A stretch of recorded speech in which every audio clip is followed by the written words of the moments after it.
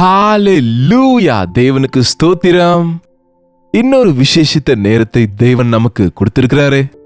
அவருடைய வார்த்தையை தியானிக்க அதற்காக அவரை துதிப்போமா?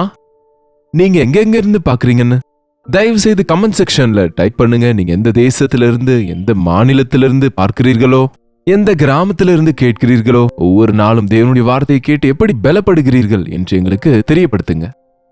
தயவு செய்து நீங்க எங்களுக்கு தெரியப்படுத்துங்க. 8939801234 என்கிற நம்பருக்கு நீங்க எங்கிருந்து பாக்குறீங்க என்கிற விஷயத்த ஒரு டெக்ஸ்ட் அல்லது வாய்ஸ் மெசேஜ் மூலமாக எங்களுக்கு வாட்ஸ்அப் பண்ணுங்க.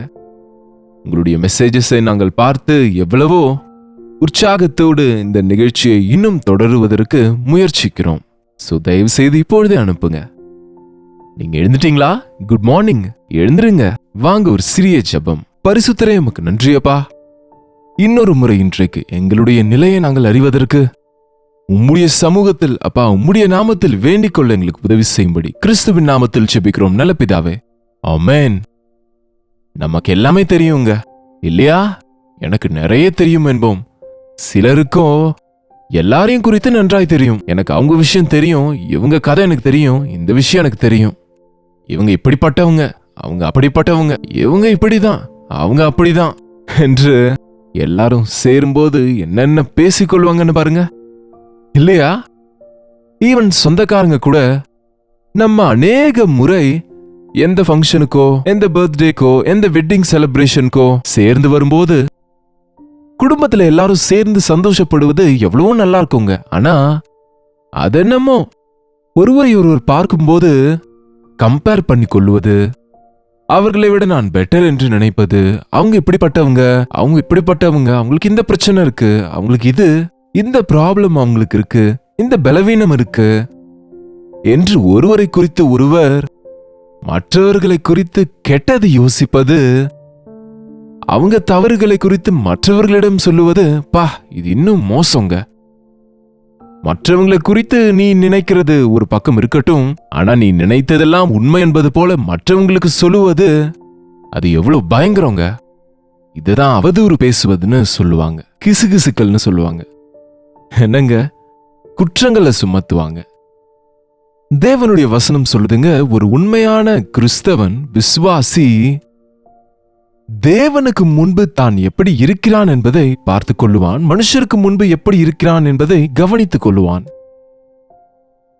ஆகவேதான் இயேசு கிறிஸ்து வளரும்போது மனுஷர் தயவிலும் தேவனுடைய தயவிலும் வளர்ந்தார். பாருங்க, சாமுவேலின் விஷயத்துல கூட மனுஷர் தயவிலும் தேவ தயவிலும் அவர் வளர்ந்தார்.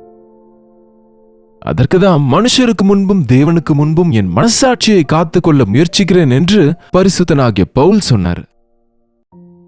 நீங்க எப்பயாவது கவனிச்சிங்களா? உங்க மனசு உங்க தவறுகளை கவனிக்குதா அல்லது மற்றவங்களுடைய தவறுகளை எடுத்து காட்டுதா? நம்ம தவறுகளை மறைத்துக் கொள்வது மற்றவங்க தவறுகளை பூத கண்ணாடியில பார்ப்பது போல இருக்குங்க இன்றைக்கு நிலைமை. அதற்குதான் தாவீது சொன்னாரு ஒருமுறை, சங்கீதம் 19:12 வேதத்தை திருப்பிக் கொள்ளுங்க. சங்கீதம் 19:12. தன் பிழைகளை உணர்கிறவன் யார்? தன்னுடைய பிழைகளை உணர்ந்து கொள்கிறவன் யார்? மற்றவங்களுடைய பிழைகளை கண்டுபிடிக்கிறவங்க எல்லாரும் எல்லாருடைய தவறுகளையும் கண்டுபிடிக்கிறாங்க. ஆனால் உன்னுடைய தவறை நீ உணர முடிகிறதா? உனக்குள்ள இருக்கிற தவறுகள் உனக்கு தெரிகிறதா?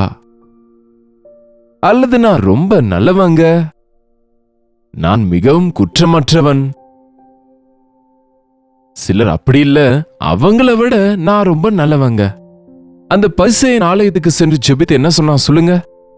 நான் விபச்சாரக்காரரை போல, கல்லறை போலவும் இந்த ஆயக்காரனை போலவும் நான் இல்லாததினால் உமக்கு நன்றி. நான் இந்த ஆயக்காரனை போல பாவ காரியங்களை செய்கிறவன் அல்ல என்று சொல்கிறானே தவிர, நான் எப்படி இருக்கிறேன் ஆண்டவரே என்று கேட்டானா? ஆண்டவருடைய பார்வையில் தான் இப்படி இருக்கிறான் என்று உணர்ந்து கொண்டானா? இன்றைக்கு அநேகருடைய நிலைமை இப்படிதான் இருக்கு. தாவீது கூட சில முறை தான் தவறு செய்திருந்தாலும் நன்றாகத்தான் இருக்கிறேன் என்று நினைத்த போது தான் உத்தம இருதயத்தோடு தேவனை பின்பற்றுகிறேன் என்று அலட்சியமா இருந்தபோது கோரமான கொடுமையான மோசமான பாவத்தின் சேற்றில விழுந்துட்டாரு. அந்த விபச்சார வலையில விழுந்தபோது தந்திரங்களோடு அதை மறைக்க அவன் முயற்சி செய்த போது தேவன் தாவீதினிடத்தில் தம்முடைய தீர்க்கதரிசியை அனுப்பி உணர்த்தின போது மனஸ்தாபப்பட்ட போது அவர் ஜாக்கிரதையுள்ளவரானார். தன் பாவங்களை அறிக்கை செய்து விட்டுவிட்ட பிறகு தம்மை தாம் தேற்றிக் கொள்வதை விட்டுவிட்டு தன்னுடைய இருதயத்தை ஆராய்ந்து பார்க்க தொடங்கினார். இது ரொம்ப முக்கியங்க. நம்மை நாம உத்தமமா நினைப்பது நமக்கு நல்லதில்ல. நம்மை நாம பரிசோதனை செய்வது நமக்கு எவ்வளவு அவசியம். ஆண்டவரே, என்னை பரிசோதிங்க, என்னை ஆராய்ந்து பாருங்க. உமக்கு வேதனை உண்டாக்கும் வழி என்னிடத்தில் உண்டோ பாருங்க, நித்திய வழியிலே என்ன நடத்துங்கள் என்று தேவனுடைய சமூகத்தில் ஜெபிப்பார் தாவீது. இங்கே சொல்லுகிறாரு, தன் பிழைகளை உணர்கிறவன் யார்? மறைவான குற்றங்களுக்கு என்னை நீங்களாக்கும் என்று கேட்கிறார். துணிகரமான பாவங்களுக்கு உமது அடியனை விலக்கி காரும், அவைகள் என்னை ஆண்டு கொள்ள ஒட்டாதிரும். டெலிபரேட் சின்ஸ், துணிகரமான பாவத்திலே விழாதபடிக்கு என்னை தடுத்து நிறுத்துங்கப்பா.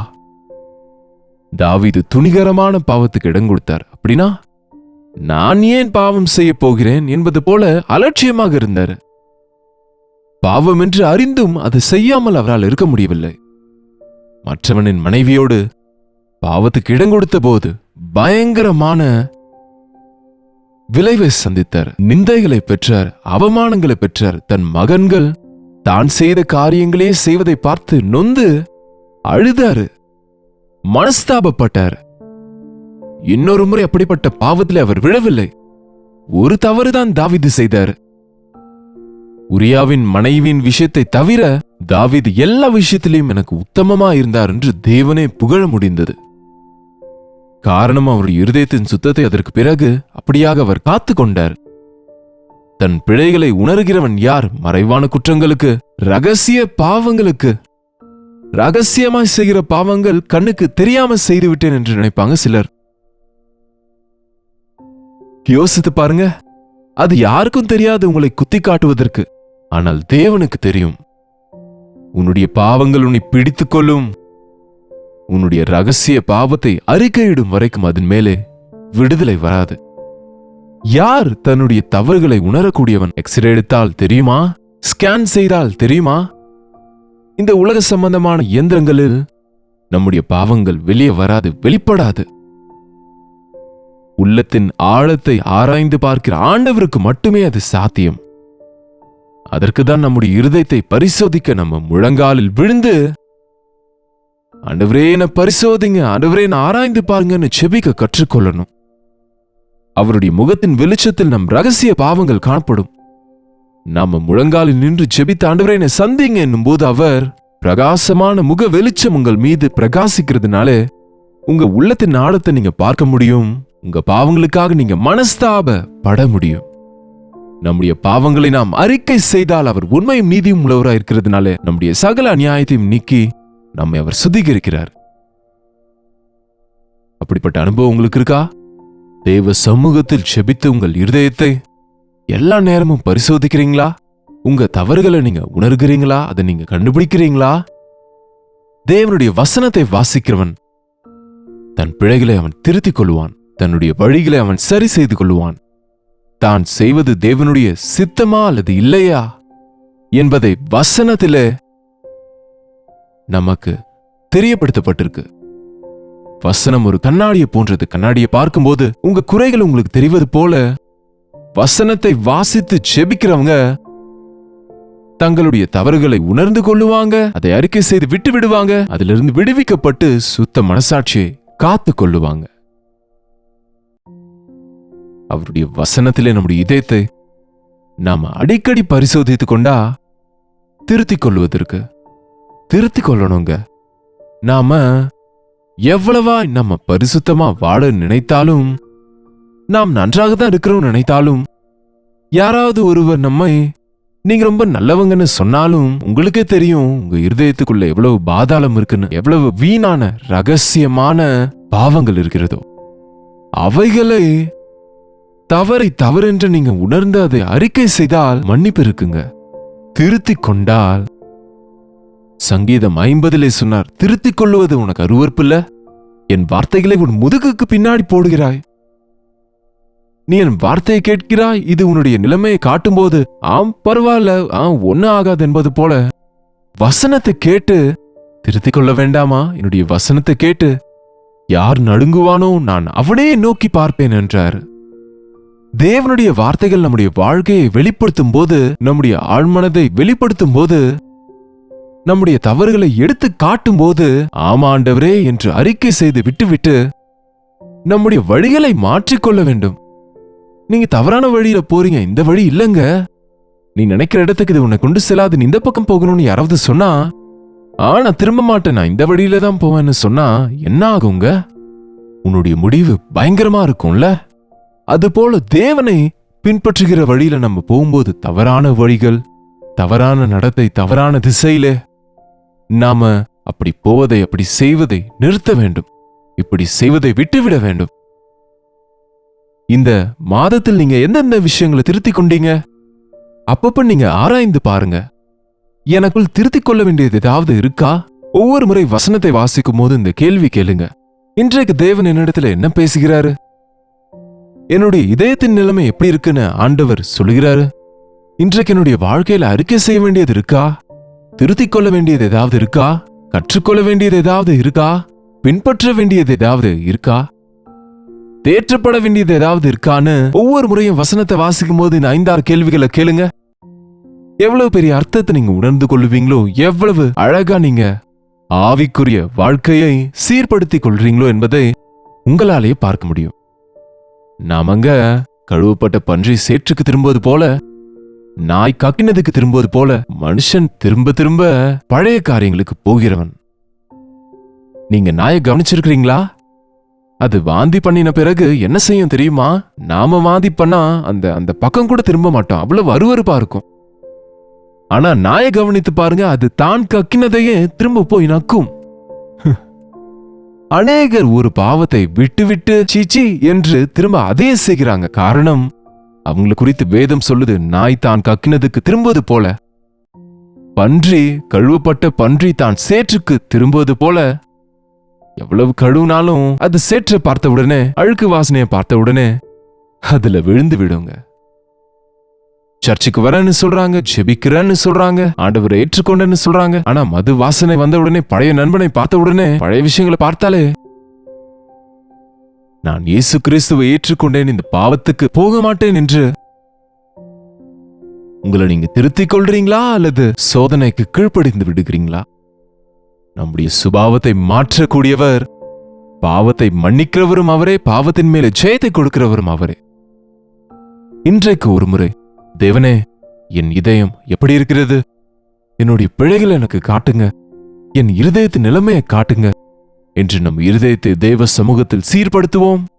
அது மட்டுமல்ல, இன்னொரு வசனம் இருக்காங்க பாருங்க, 14ஆம் வசனத்தில், என் கண்மலையும் என் மீட்பருமாகிய கர்த்தாவே, என் வாயின் வார்த்தைகளும் என் இருதயத்தின் தியானமும் உமது சமூகத்தில் பிரீத்தியாக இருப்பதாக. உங்களுடைய வாழ்க்கையில இதுவரை நீங்க செய்த தவறுகளை அறிக்கை செய்து மன்னிப்பை பெற்று, இனிமேல் தவறு செய்யாமல் என்னுடைய வாயின் வார்த்தைகள் என் இருதயத்தின் தியானமும் உமக்கு பிரீத்தியாக இருப்பதாக. நான் பேசுகிற ஒவ்வொரு வார்த்தையும், என் மனதில் நான் யோசிக்கிற ஒவ்வொரு ஆலோசனையும் உமக்கு பிரியமாக இருக்கும்படி உதவி செய்யுங்க ஆண்டவரே என்று செபிக்கிறாருங்க. ஆமாங்க, பாவத்தின் ஆலோசனை நம் இதயத்தில் வராமல், தவறான வழிகளில் நாம போகாம, வாயிலிருந்து வீணான வார்த்தைகள் வராமல், ஒவ்வொரு நாளும் காலமே என் வாயின் வார்த்தைகள், என் இருதயத்தின் தியானம் உமக்கு பிரியமா இருக்கட்டும் ஆண்டவரே இந்த நாள் முழுவதும் என்று ஒவ்வொரு நாளும் ஜெபத்தோடு உங்களுடைய நாளை நீங்க தொடங்குங்க. இதய சுத்தத்தை காத்துக்கொள்ளுங்க. ஜெபிப்போம். பரிசுத்தரே, அன்புள்ள தகப்பனே, இன்னொரு முறை உடைய சமூகத்திலே ஜெபிக்கிறோம் ஆண்டவரே. எவ்வளவாக உடைய வசனம் எங்களுக்கு அவசியமோ, தவறிக்கொண்டே இருக்கிற இந்த உலகத்திலே, வழுவழுப்பான இந்த உலகத்திலே, தெரியாமலே எங்களுடைய வார்த்தைகளில், எங்கள் யோசனையிலே நாங்கள் தவறி போகிறோமே. எங்கள் இருதயத்தின் நிலையை நாங்கள் அறியவும் உம்முடைய சமூகத்திலே ஜெபிக்கவும் எங்களுக்கு உதவி செய்யுங்கப்பா. ஆண்டவரே, எங்களுடைய பிழைகளை தவறுகளை மற்றவங்க கை நீட்டி காட்டுவதற்கு முன்பே எங்களுடைய தவறுகளை உம்முடைய சமூகத்தில் அறிக்கையிட்டு விட்டுவிட எங்களை திருத்திக் கொள்ள சுத்த இருதயத்தை காத்துக்கொண்டு உம்மை மகிமைப்படுத்த எங்களுக்கு உதவும்படிக்கு கிறிஸ்துவின் நாமத்தில் ஜெபிக்கிறோம் நல்ல பிதாவே, ஆமென். பிதாவாகிய தேவனுடைய அன்பும் குமாரனாகிய இயேசு கிறிஸ்துவின் கிருபையும் பரிசுத்த ஆவியானவருடைய அந்யோன்யமும் ஐக்கியமும் கூடி வந்திருக்கிற நம் அனைவருக்கும் இப்பொழுதும் சதா காலமும் துணையாக இருப்பதாக, ஆமென். தேவனுக்கு ஸ்தோத்திரம். உங்களுடைய ஜெப விண்ணப்பங்களையும் பாரங்களையும் எங்களுக்கு நீங்க தெரியப்படுத்துங்க. நாங்க விண்ணப்பிக்க ஆயத்தமா இருக்கிறோம். நீங்களும் ஜெபிக்கணும். அங்க நீங்க இங்க நாங்க ஜெபிக்கும் போது தேவன் நிச்சயமா அற்புதத்தை செய்வார். எங்களுக்கு தெரியப்படுத்த கீழ்காணும் 8939801234 நம்பருக்கு ஒரு டெக்ஸ்ட் அல்லது வாய்ஸ் மெசேஜ் வாட்ஸ்அப் பண்ணுங்க. உங்களுக்காக தேவ சமூகத்தில் நாங்க ஜெபிக்கிறோம்.